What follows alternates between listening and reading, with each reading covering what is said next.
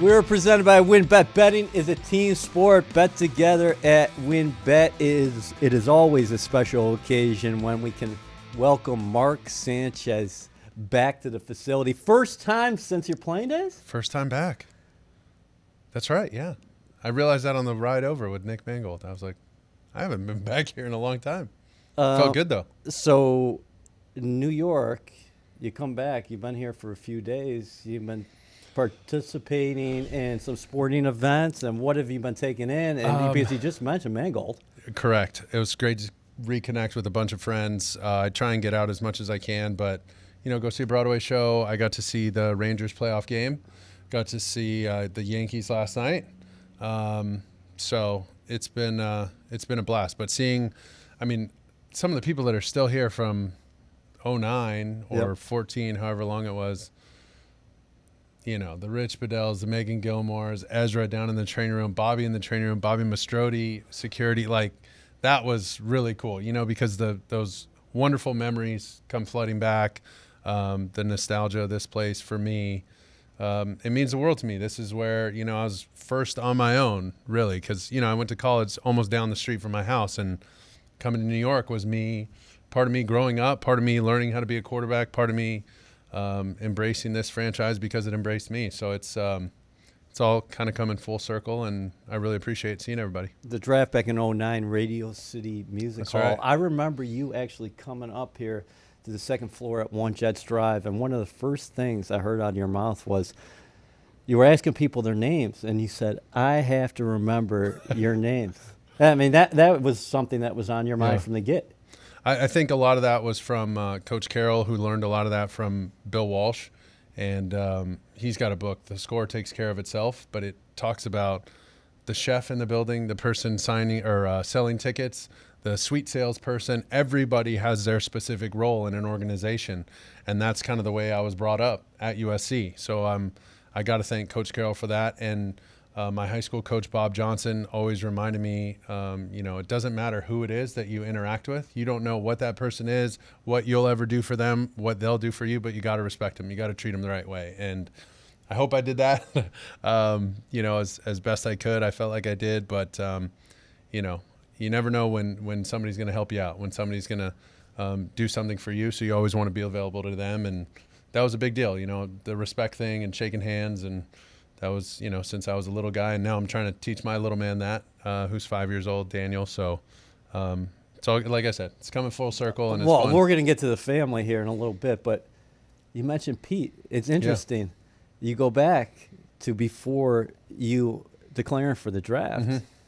Pete wasn't in favor of that. Did that strain your relationship at all? Well, so it's funny because that was like the headline that, Carroll and Sanchez, there's bad blood there, And what people don't know, and I've said this, now that I've been retired and stuff, I think I said it when I was playing, but the night before that press conference, Pete Carroll was in my apartment till 2 a.m. And we were eating cheeseburgers. We were eating In-N-Out cheeseburgers. There you go, In-N-Out. We'll get to Jets West. SoCal, shout out. We're eating In-N-Out cheeseburgers, talking, and he's recruiting me to stay in a way. In Pete's way of, and giving me the whole layout, saying a lot of what he was going to say the next day. So it wasn't a shock when I heard what he was talking about, because the numbers truly weren't great for younger quarterbacks to declare early and go to the NFL. The success rate was really, really low. Now, define success. Well, that's relative. Okay, fine. But to have what we had, I wouldn't change my decision for the world because of what I experienced here, and those first 2 seasons were incredible. So it didn't bother me when Pete said it, but since nobody else had heard it, right. I had already heard it, and I knew he didn't agree with me, but he was cool with it. But he said, I'm going to say that this isn't, I don't think this is the best move. And I said, Coach, I respect that. You have a right to your opinion, and that's your way of thinking. I just feel like this is the right time for me to make this move. Cool, all good. I give him a big hug at the end of the night. Everything's fine. I go to the press conference. He says what he's going to say, and then it just explodes. Right. And Pete called me like an hour later, and he goes, holy cow.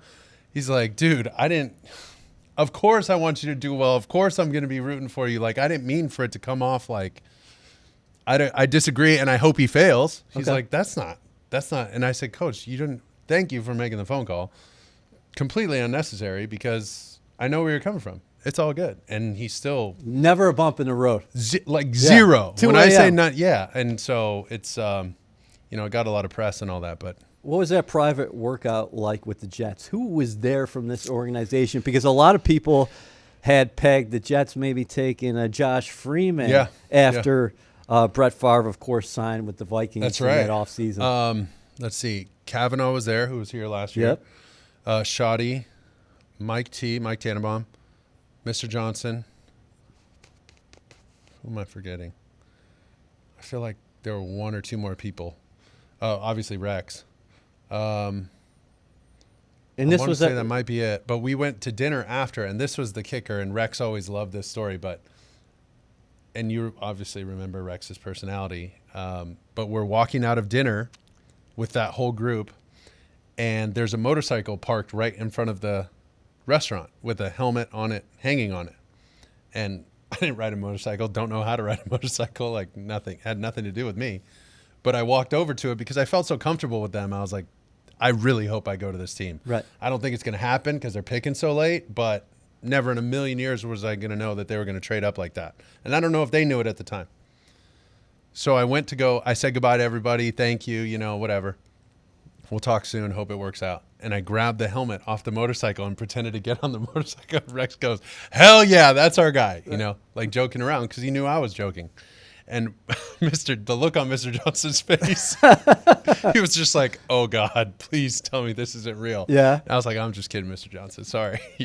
I remember my headline when they actually moved up with Mangini, because obviously he was with the Browns, to get to number 5 overall, sent a couple draft picks and 3 veteran players, said from Hollywood to Broadway, here comes Mark Sanchez. That's right.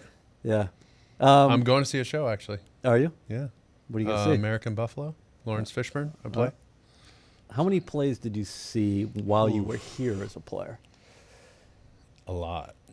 A lot. I couldn't count. I mean, I saw In the Heights so many times, Wicked, Fences, Memphis. I presented at the Tonys, remember? Right. When Memphis won Best Musical. But I loved it.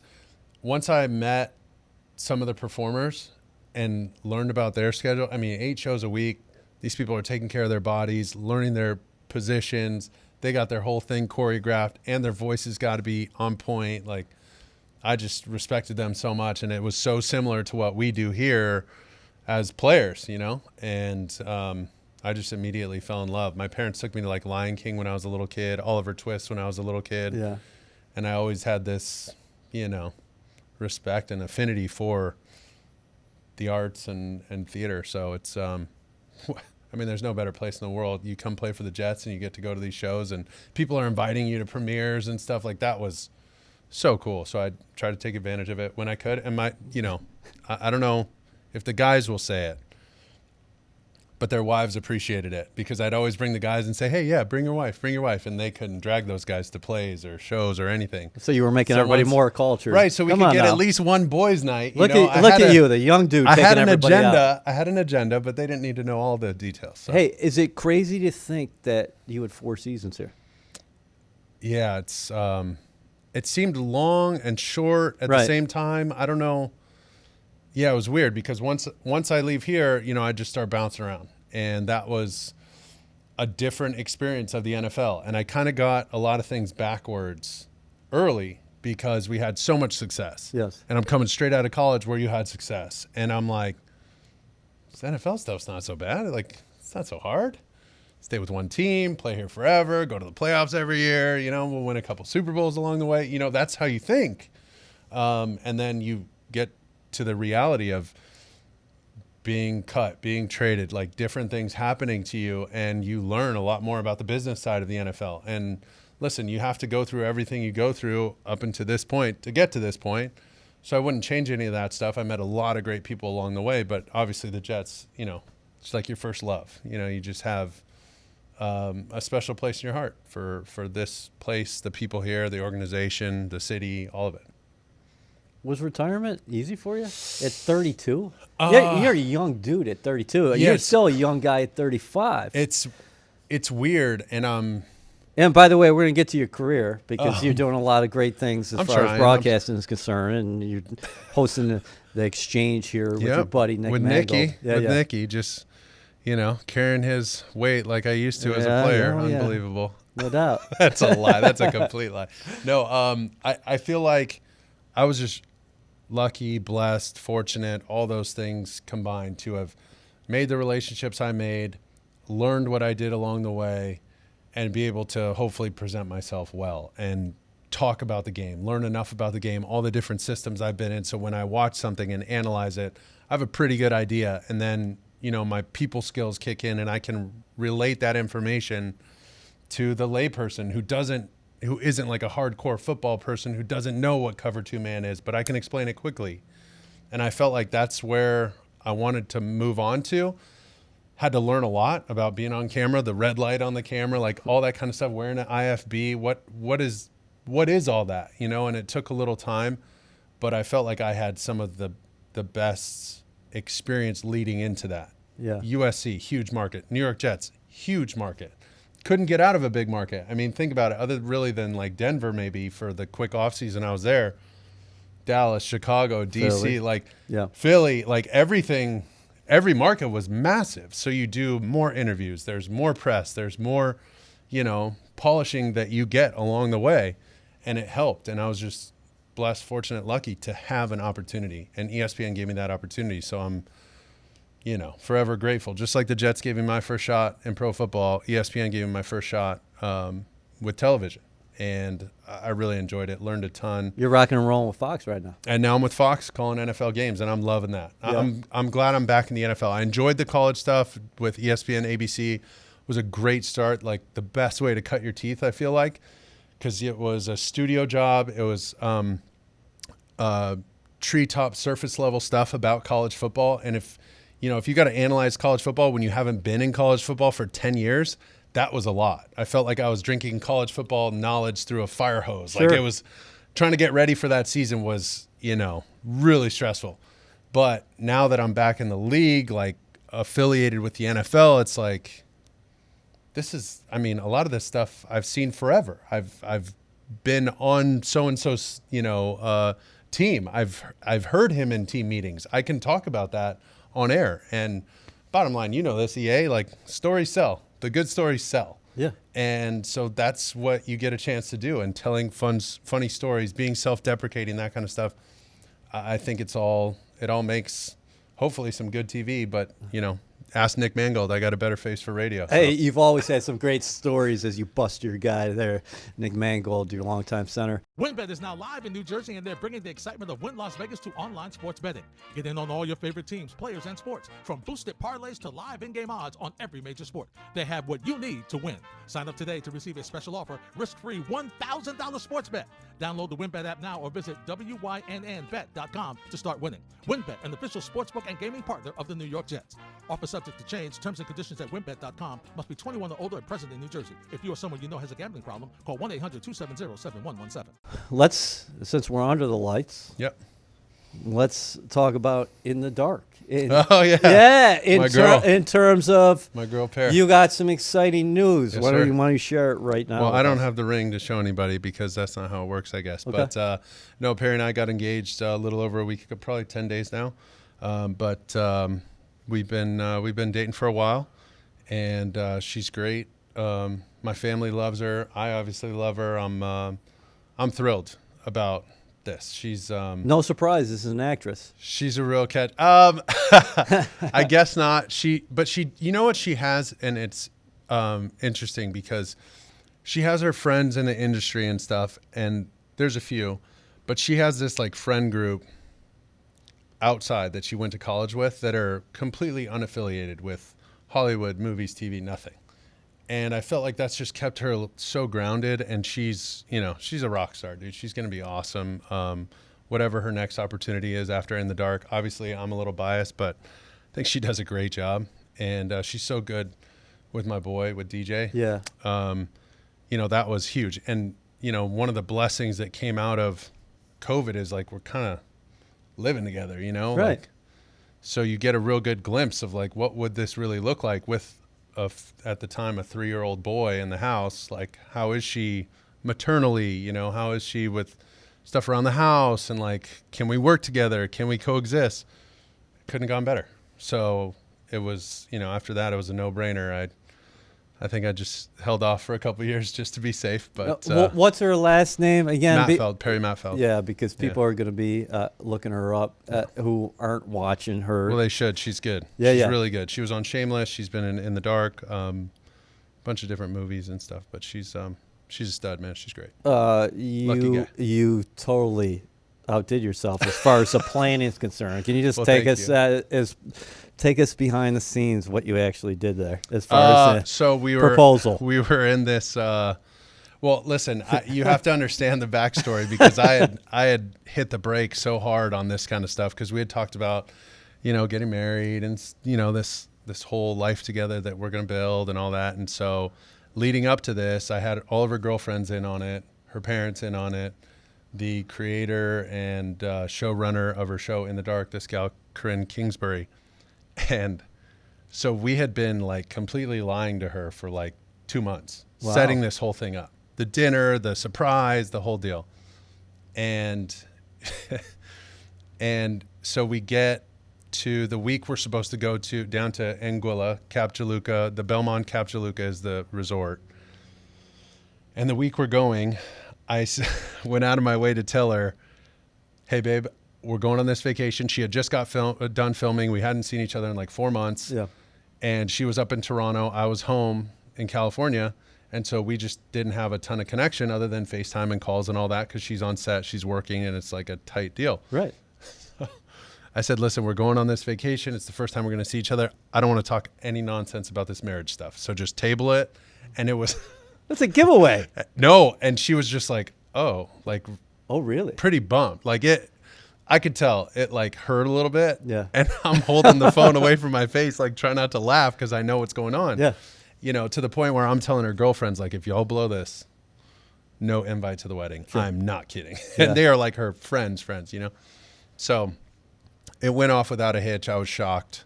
But when we walked in, my whole ruse to get her there was to get her to the actual place where I was going to propose is, I said, hey, the lady at the front desk said there's a great place to take pictures out on this, out kind of in this like foyer area. And we had everything set up, the dinner, the whole deal. Yeah.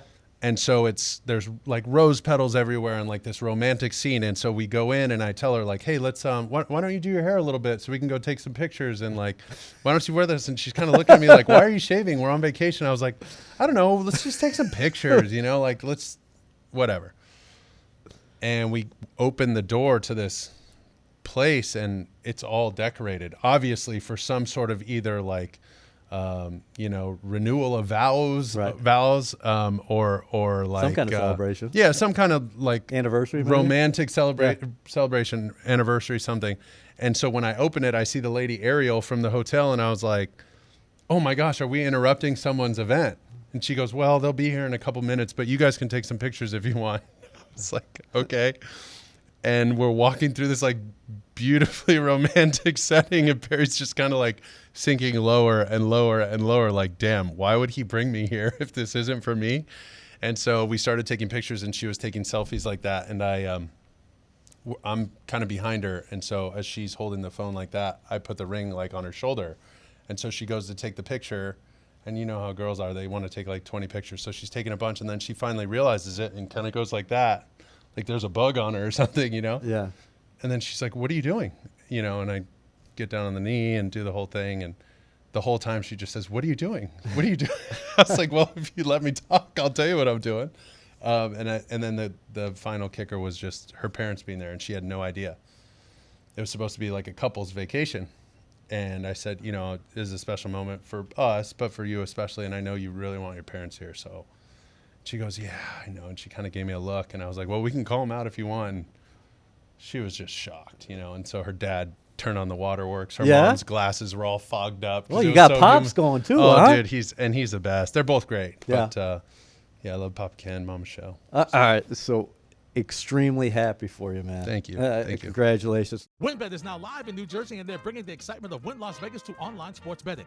Get in on all your favorite teams, players, and sports, from boosted parlays to live in-game odds on every major sport. They have what you need to win. Sign up today to receive a special offer, risk-free $1,000 sports bet. Download the WynnBET app now or visit wynnbet.com to start winning. WynnBET, an official sportsbook and gaming partner of the New York Jets. Offer subject to change. Terms and conditions at wynnbet.com. Must be 21 or older and present in New Jersey. If you or someone you know has a gambling problem, call 1-800-270-7117. What do you think about what you saw out here today? Yeah. I know it's just OTAs. Robert Saleh says this is all about what you're doing from the neck up right now. Not a lot of violence on the football field, but just from a culture perspective, what you've seen from Saleh, Joe Douglas, and your glimpse of the roster. Well, I think they've acquired the right picks. They've acquired the right talent, the right kind of people, it looks like. And you can see it. It's because let's face it, when we went on our really good runs, this team was tight. And it works, right? It's a unique relationship because winning and you win a lot of games and you get tight, or you start to get tight and you win a lot of games. They go hand in hand and they help each other, right?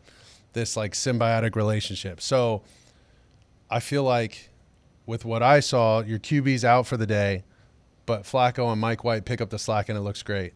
The amount of talent that they've acquired and the guys who are getting healthy like Mosley, the stud up front, Quinnen Williams, like they got players, the guys that wow you, the guys that keep offensive and defensive coordinators up at night like, damn, how are we going to stop this guy, or how are we going to block this guy, or what are we going to do at corner because that kid number one, Sauce, I mean, that guy's like freaking flypaper, man. He sticks to everything. Does he remind you of Crow at all? A little bit like Crow body-wise, but he's got some strength, and he's like got some wiry strength the way Revis was like, dude. I mean, throwing one-on-ones against Revis was like a waste of time for us on offense. You know, it was like, you know, every once in a while Braylon and Santonio would do all right, and those guys would grind and battle every day in one-on-one. So you get like feelings of that, right? And you don't want to say anything too soon, but this is at least it's going in the right direction. The trajectory looks like, okay, we're all rowing in the same direction. A couple of guys that they picked up, guys that I had been with in Denver, McGovern, and you were talking and Will to him after Parks, practice today, and Will Parks. I mean, Will Parks is a tough dude, man. Philly kid. I loved him in Denver. He was a stud as a rookie, making plays and didn't say a whole lot, but just head down and can ball. And I think that's what Joe Douglas is about. That's what Coach Saleh is about. We want football guys. We want guys that can just straight up ball. They respect and care about their teammates. They just want to win, and they want to practice. They'll do whatever it takes to win. And it looks like that's what they're building. And once again, as long as you can withstand the external pressure and the, you know, this urgency, like we have to be good right now. And if you can avoid judging this team, not just game to game, season to season, but like drive to drive, you know, if they go 3 and out, like it's okay. Right. You know, that doesn't mean you're going to lose every game. And if they score an opening drive touchdown, that doesn't guarantee a Super Bowl. Just let the thing play out. And I think they've done a great job of Coach Saleh and Coach Douglas or Joe Douglas of letting this thing marinate, let this thing develop. You're going to talk to Zach Wilson. What do you like about him? You know, I love his mentality. I love that he has no problem cutting the thing loose. Because I'd rather have a quarterback where you have to say whoa and pull on the reins a little bit than like light a fire under him and say, come on, man, like go sick him, you know? And so I'd rather have that and teach him to play the game the right way and take care of the ball and say uncle when it's time to say uncle. But that's part of being a rookie quarterback. And you know, people do the comparison thing a lot, and I'm like, you guys, we're comparing apples and oranges, not me and Zach, but the team and the status of the team and team potential at the time we were drafted. These guys, this is a young team. I got drafted to a veteran team, and there were times. I mean, my man Mike Westhoff throws me under the bus the other day. But yeah, as a rookie quarterback, does the team have to help win games in spite of the quarterback at times? Hell yeah, that's part of being a rookie quarterback, and that's okay. But as you learn, you start to become the reason why you win some of these games. Like we go in my second year, Houston, Detroit, and Cleveland last play of the game 3 games in a row. Yep. And not to say Mike Westhoff's special teams didn't help us, like when we beat Indianapolis and Crow takes it back like 60 yards to get us close to field goal range. It all works together. And so Zach was figuring it out last year. And you could tell it's almost like playing pickup basketball a little bit. Like you try and test out what you can and can't get away with. And now the second year, at least he's got the same system, right? He's got the same language that he's speaking. He's got the same backups that are there that have been through the fire with him. He got a chance to step away and watch how Joe Flacco, Mike White could conduct themselves in the huddle. And I think he learned a lot from that. So those are things I would ask him. But I think he's on the right track when it comes to like talent-wise, through the roof. Now it's, what does Coach Saleh say? Neck up. Dude, just learn how to play. Learn when it's time to cut bait and move on with your life, and don't force it on a third down kind of thing. Some of the things that are easy to say and so easy to see from the outside, but as a quarterback and a little bit of a gunslinger mentality, like you want to make the play. You're so competitive that you can make every play work. And that's not the way this league works. And so he's starting to figure that out. And so he's got the drive. He's got the work ethic. He's getting his guys together in the offseason, like all those kind of things. Everything's showing. I'm seeing everything I need to see for this to work out. If it works out, at least he put in the right work. Like at least he did all the prerequisites. At least he laid the groundwork. From a guy who played the position, though, what do you like most about that physical skill set? So here's the thing. Plays are never over with him. Yeah. Right? Even when it's covered, it's not, because he can move. He can move way better than I ever dreamed of moving. I wish I could roll out of bed on a Sunday and move like Zach Wilson in a game, right? Because this kid can rush for like 60 yards if he wanted. Now, when is it time when as that play extends and it gets longer and longer, you got to get smarter. Your IQ just has to continue to grow as that 4-second play turns into 6, 7, 8, 9 seconds.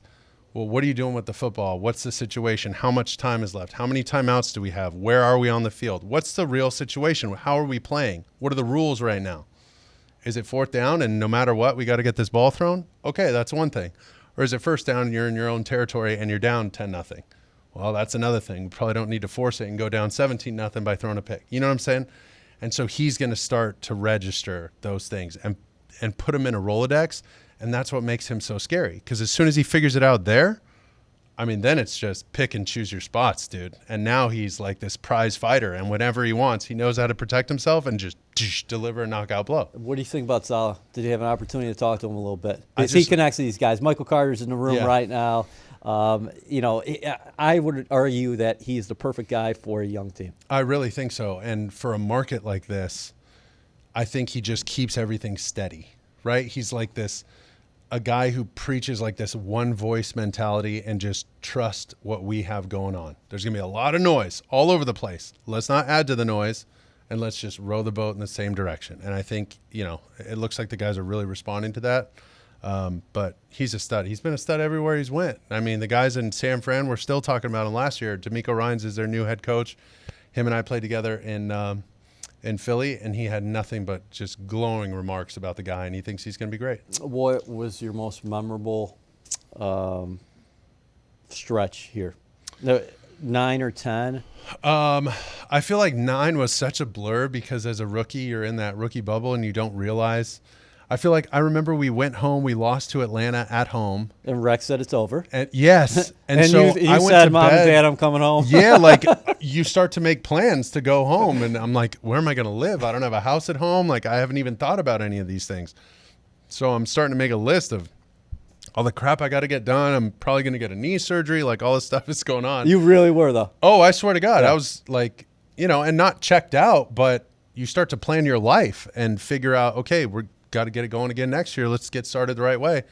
And then the next day we come in the facility and Rex is like, man, we're back in it. And I was like, looking at, Kevin O'Connell and Kellen Clemens, like, what does that mean? He's like, I think we're going to the playoffs. I was like, oh, okay. So now what? And I was so green. I remember I said this, I don't know if I've ever admitted this, but I said, I didn't know the divisions. I knew our division, obviously, because of the teams we were going to play, but I didn't know like how it's broken down. Yeah. So I said, that'd be so crazy to play the Chargers in the Super Bowl. Cause like I grew up watching the Chargers and LT and all that. Yeah. LaDainian Thompson. And Brunel and Kevin O'Connell were like, "You idiot! Come on, dude. We can't play the Chargers." And I was like, "Why not? Are they not going to make it?" Or he goes, "You dumbass. We're the AFC." And I was like, "Oh, right. Okay, so explain that again." So yeah, it was a learning experience to say the least. But that run plus the next year, having my second year, my second year in the NFL, coming into the year, I had never won a fourth quarter comeback. Lost 2 in college, lost 2 or 3 my rookie year. Mm-hmm. And that was the first year. And then we went on that stretch, that crazy stretch of the last second plays and fourth quarter comebacks. And we racked up like 4 or 5 that year. And once we did it, it was just like a confidence thing, like riding a bike, like you knew how to handle the situation. Like, oh, it wasn't that hard. Like, you can check the ball down. It's okay. You can throw the ball away. It's okay. Just don't take the sack because now you're running out of time and we don't have timeouts left. So it was just learning how to manage those situations because I hadn't been in a lot of those, right? At SC, we're up a lot. We didn't have to fight back in a lot of games. And so I had to learn that on the fly here. So I think that stretch was awesome. Playing at home at San Diego for me was incredible. Other than buying all those damn tickets, I don't think I got paid from the team that week because I just went straight to buying tickets for my family. But yeah, I mean, so many good memories. 10. Indianapolis, Peyton Manning's house. Tom Brady, his house. Yep. Almost complete the magical run in Pittsburgh. I know. How often do you think about that? You think about the high and the low? The high and the low, for sure, because we had such a slow start to that game. That first quarter seemed to go forever, and we just didn't touch the ball. And then the sack fumble before halftime, I think if everybody could go back, we might as well just ran it because I don't know what we were trying to get out of that drive. I think we just felt a little desperate and like we had to do something, try and score a little bit, try and kick a field goal, something, but that gave them so much momentum before the half. But I mean, dude, we came back like gangbusters in that second half. And it felt like you run out of time. When you leave everything on the field and you're like so close, it didn't feel like you lose. You feel like you run out of time. And so that one hurts. Was that your best I got to let you get going, but was that your best professional game in New England, Gillette? The 3 touchdown passes. Once again, slow first quarter, other than Dave Harris's interception, but then we a missed field goal. Then we kind of blew the doors off. Yeah, we had the missed field goal. That's right. Oh my gosh. So it was like back and forth, and both of us were like kind of waiting for the other team to screw up, and we both had a couple mishaps, whether it was the field goal or Brady's interception on a screen, I think. I mean, the guy doesn't throw picks, and he threw one on a screen of all plays, and we were just like, whoa, what just happened? Now we got a shot. And then I think I took a sack on first down, like knocked us even farther back. And so we couldn't get out of our own way. And then finally in that second quarter, it just started to click. It felt like things started to go in slow motion. Jericho had that big catch over the middle on like a quick dump down, and then he just takes off down the sidelines. Braylon had a broken play. Santonio's catch in the corner of the end zone. Braylon had another one against like an all-out blitz on a quick slant. Perfect call by Shoddy. Great job up front picking up the free rusher. Like everything started to just fall into place. And, they became a little unsettled. We were finally in the driver's seat. We won hidden points. We won field position. We won the turnover battle. Like everything that Rex said that week started to happen. And we saw it. We felt it. And there was just this energy on the sidelines like, oh, my God, this is the same team that blew us out on Monday night earlier, and we got them. We got him dead to rights. We score one more time, and Sean Green runs for the and he put us for the game when he slept on him. Puts him to sleep. Yeah, so that was like 4-2 postseason. Finally happened. Yeah, nobody's ever going to take that away from you. No, it was a good run. I feel like we really elevated our level of play. There was like this heightened sense of awareness in the playoffs, and this team really came together. It was fun. Well, let's close here, since this is your first time back in the facility. What has being a Jet meant to you, and also your connection with New Yorkers and Jets fans? I don't know what other kind of experience I could have ever dreamt of at 22 years old. To come in and learn about relationships, the business side of football, learn a new playbook, meet the people I met, get exposed to the NFL the way I did. it was, I mean, it was just, other than winning a Super Bowl, I feel like we did it all, man. Just getting to that game would have been it. You know, that was like the one thing, that one piece of unfinished business. But other than that, it was well received by the fans, and you know, I just enjoyed every second of it, man. The players, the coaches that all came through here, it was an absolute blast. I can't say I didn't have the best time of my life. Well, don't be a stranger. This is your first Absolutely. time back. I know. First time back, Mark Sanchez. Been treated so well. I got to come back. And we'll be watching you on the exchange with Nick Mangold. And how about Tom Brady? You can't escape him, man, because you are on Fox, and it sure seems I get like drafted Brady, to his division. Brady's like, going to follow you on Fox? Come on. Listen, everybody's got a hero, you know? Yeah. It's just Well, no, I'm excited to work with him. That'll be pretty cool. If he ever retires, though, man, he's like Benjamin Button. oh, my God. I don't know. Yeah. It's coming soon, but we always have you here in the studio, buddy. My man. Thanks, brother. Great Appreciate catching up. you guys. Thank you.